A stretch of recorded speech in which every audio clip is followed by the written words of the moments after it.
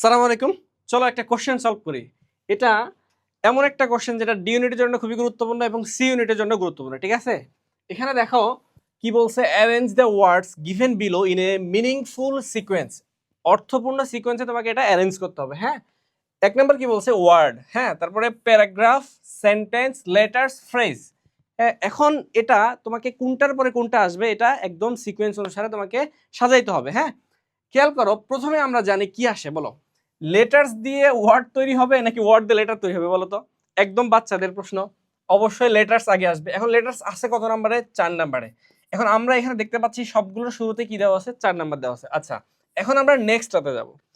Letters দিয়ে কি হচ্ছে? ওয়ার্ড হচ্ছে, তার মানে আগে 4 আসবে, এরপরে আসবে হচ্ছে 1।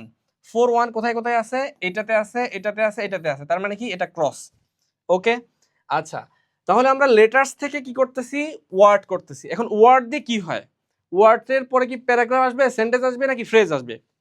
আমরা জানি কতগুলো অর্থপূর্ণ শব্দ দিয়ে ফ্রেজ তৈরি হয়, ঠিক আছে? ফ্রেজ তৈরি হয়, প্রিপোজিশনাল ফ্রেজ, অ্যাডভার্বিয়াল ফ্রেজ এগুলো আসে। এরপরে তাহলে 4 1 এরপরে কি 5। আচ্ছা, 4 1 5 কোথায় আছে? এ নাম্বারেও আছে, ডি তেও আছে, বি তে নাই, বি ক্রস, ঠিক আছে? এরপরে দেখো, তাহলে আমরা একটু আবার শুরু থেকে আসি। প্রথমে লেটার আসতেছে, এরপরে ওয়ার্ড আসতেছে, এরপরে ফ্রেজ আসতেছে। ফ্রেজের পরে এখন কি হবে ভাইয়া? সেন্টেন্স তৈরি হবে। ফ্রেজ দিয়ে কি হবে? সেন্টেন্স তৈরি হবে। তাহলে 4 1 5 এরপরে কি আসবে? 3। এখন দেখো 4 1 5 3 কত? ডি নাম্বারে আছে। তারপরে রাইট আনসার কি হবে বলো তো? D number. এরপরে যদি আমরা একটু আনসারটা মিলানোর চেষ্টা করি তাহলে দেখো কি হচ্ছে। তাহলে প্রথমে আমার কি আসতেছে? লেটার্স। লেটার দিয়ে কি তৈরি হচ্ছে? ওয়ার্ড। ওয়ার্ডের পর কি হচ্ছে? ফ্রেজ। ফ্রেজের পরে কি হচ্ছে? সেন্টেন্স। এই কতগুলো সেন্টেন্স দিয়ে আবার কি হচ্ছে বলো? প্যারাগ্রাফ হচ্ছে। তাহলে দেখো একদম কিন্তু ইজি।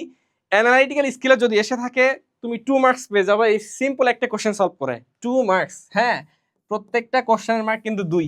আর ডি ইউনিটে 1 মার্কস, সমস্যা নাই। একদম ইজিলি তুমি যদি ভেবে চিন্তে আনসার করতে পারো অবশ্যই মার্কস পেয়ে যাবা। এবং এটা এমন একটা গুরুত্বপূর্ণ কোশ্চেন যেটা প্রায় প্রতি বছর এসে থাকে। যারা যারা এই কোশ্চেনটা বুঝতে পারছো তাদের জন্য আরেকটি কোশ্চেন দেখো, এইটা arrange the words given below in a meaningful sequence, police, punishment, crime, জাজ, জাজমেন্ট। অবশ্যই যারা প্রথম কোশ্চেনটা পারছো এটাও পারবা। আনসারটা কমেন্ট বক্সে জানাবা। সেই পর্যন্ত সবাই সুস্থ থাকো। আল্লাহ হাফেজ, আসসালামু আলাইকুম।